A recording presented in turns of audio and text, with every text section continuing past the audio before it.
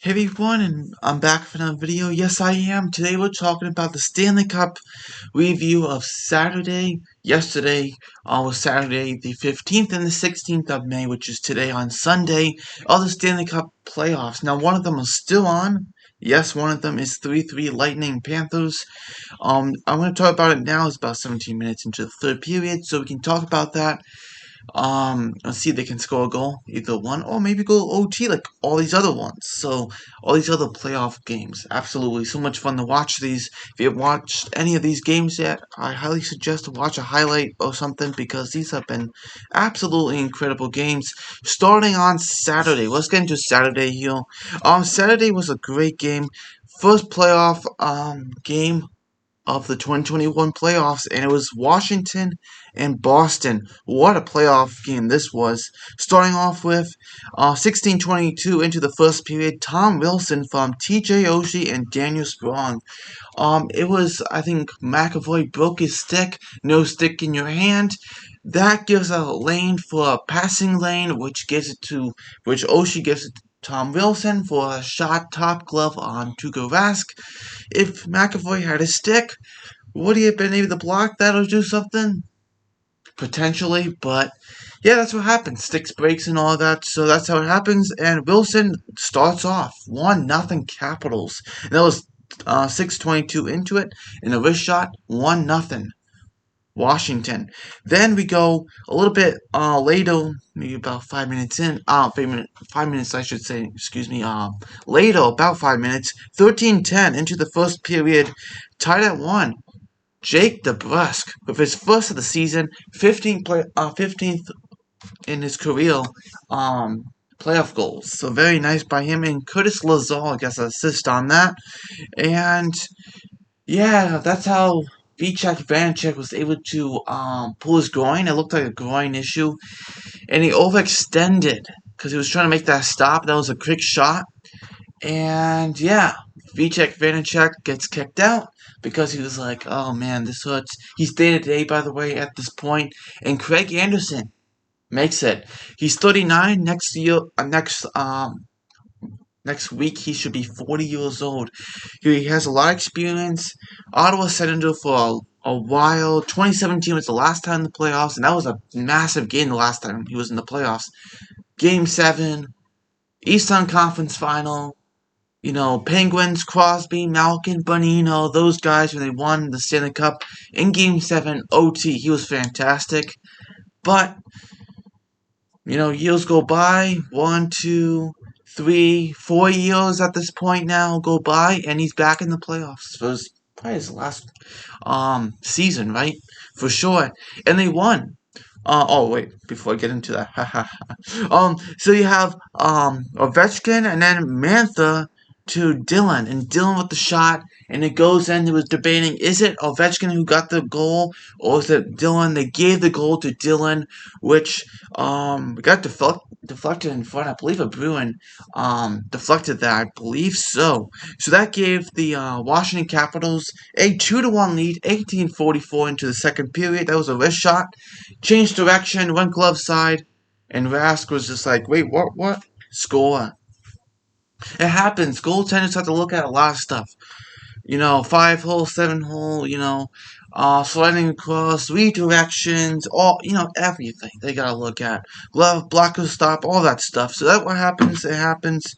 We know that stuff happens. So, yeah, Rask just couldn't stop that one. Redirection there for sure. Then we go into the second period here, and then we have Nick Ritchie, who ties up the game 2-2, 16:38 into the second period.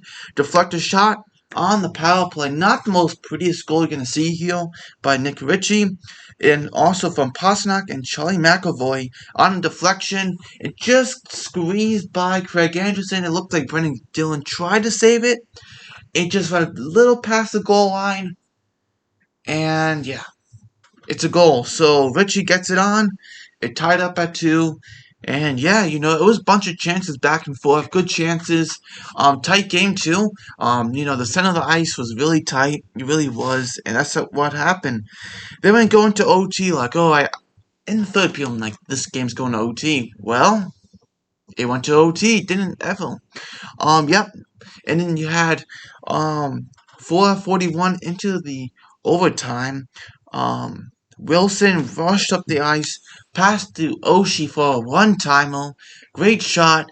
Nick Dowd with the redirection, which if Oshie just had that shot plainly go through, I'm sure that's a rat stop, but I went to the 5-hole because of Nick Dowd redirection, 5-hole, score, and Raster's like, are you kidding? And the Bruins are just disappointed about that.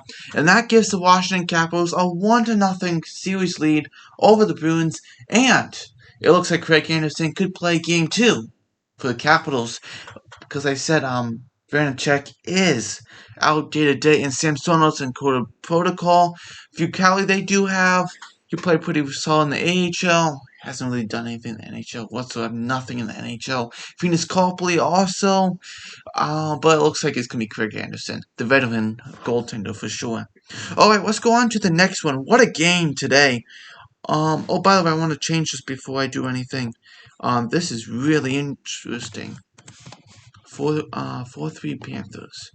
But it is 14-19 left, so look at that. But let's get into the Penguins and the Islanders. Now, a lot had favor the Penguins. I actually had the Islanders in 7, but I know it's only one game. Game 1 of the Stanley Cup of the Penguins and the Islanders. What a game! I keep saying for everything because every single game was amazing. You look here, just everything went well, For both teams had the good points. They really have. Starting off with the first goal, 17:58 into the first period. 1-0 Islanders. Kyle Palmieri with the goal. His first of the playoffs from J.G. Pajot and Noah Dobson. There you go. So 1-0. It was a shot glove side. High glove on Jory. That's when you start seeing that from Palmieri, he's going to start getting points. Only 2 goals in 18 games after being traded from the Devils to the Islanders.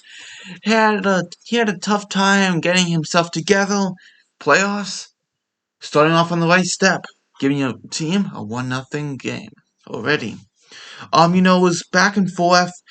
There was 2 great chances by both teams. The Islanders with a wide open net, and Anthony Beauvillier had so many chances, it just could not put it in, and it was just great.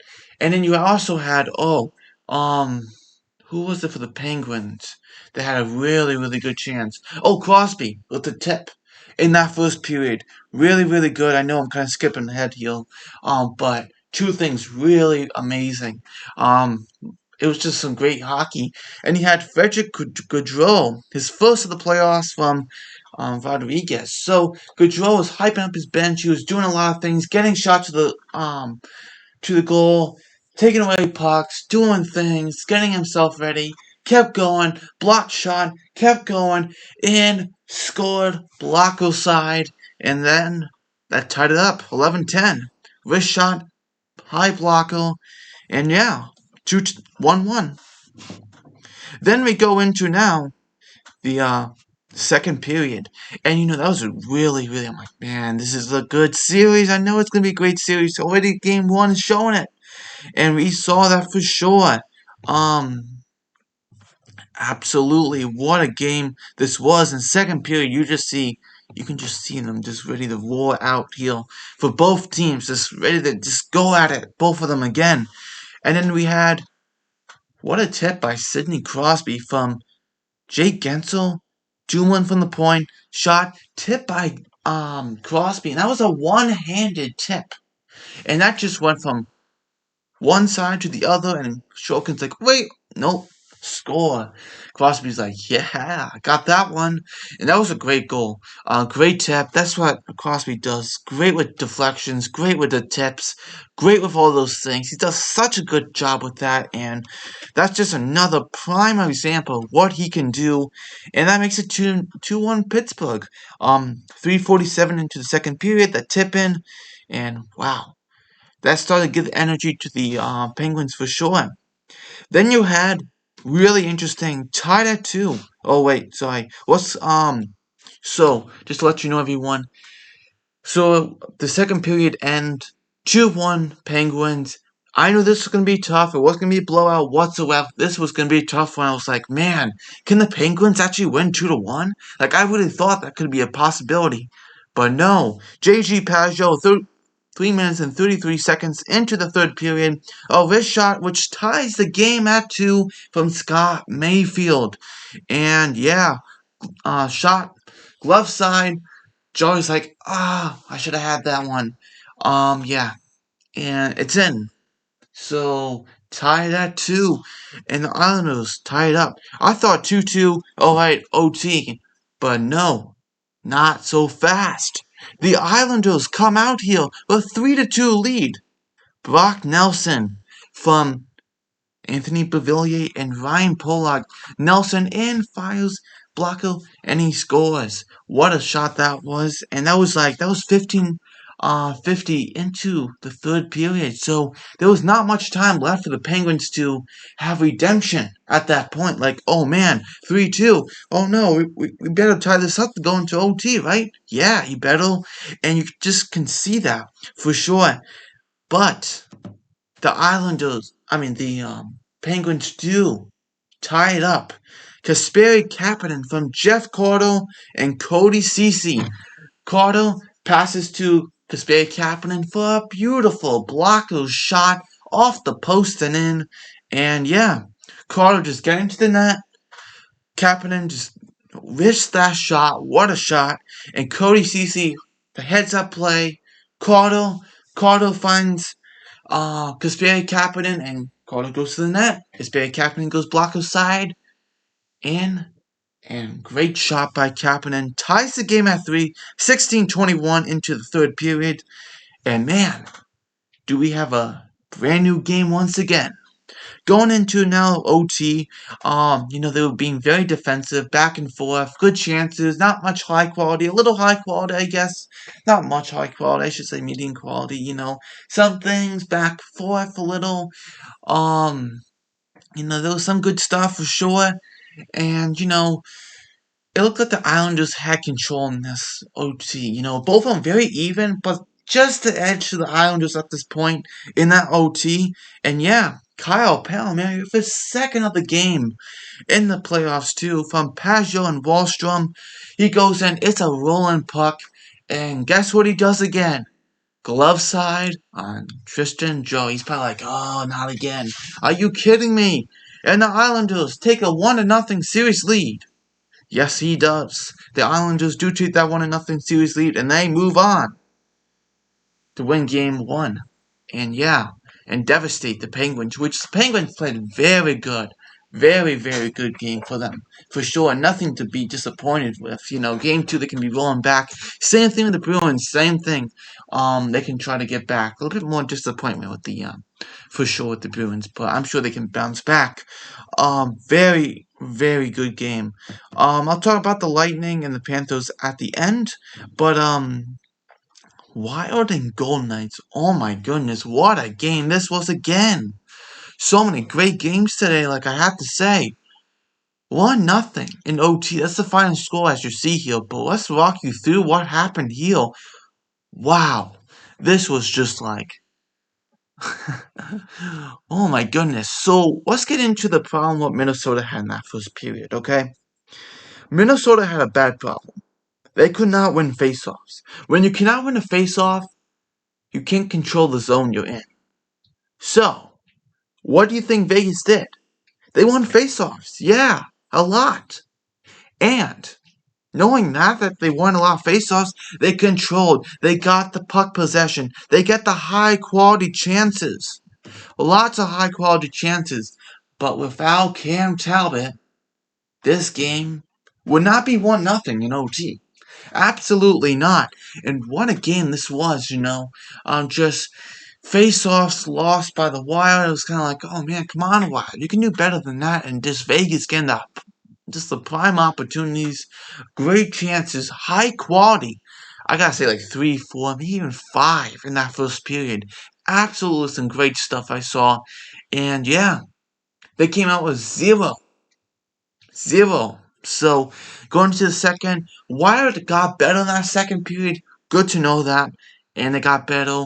Kind of can start to compete with them a little bit more on the level. The third period, Wild kept competing. The Golden Knights had a lot more chances again, high quality chances, could not put them in, and we go to OT.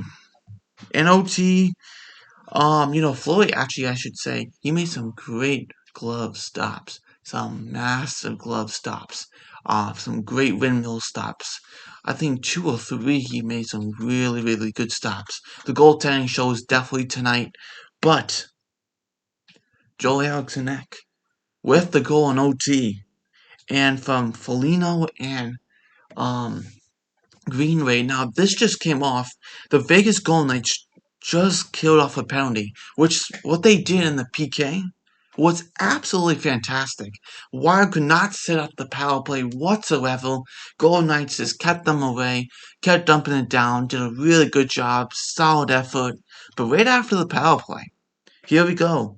Greenway goes, battling the boards right behind the net, and then Greenway gets that puck and it goes off, or kind of like that tip from Foligno to Eriksson. He's right there in front of the net, and he went from his backhand forehand, and he snaps it 5-0, which at first it looks like blocker side.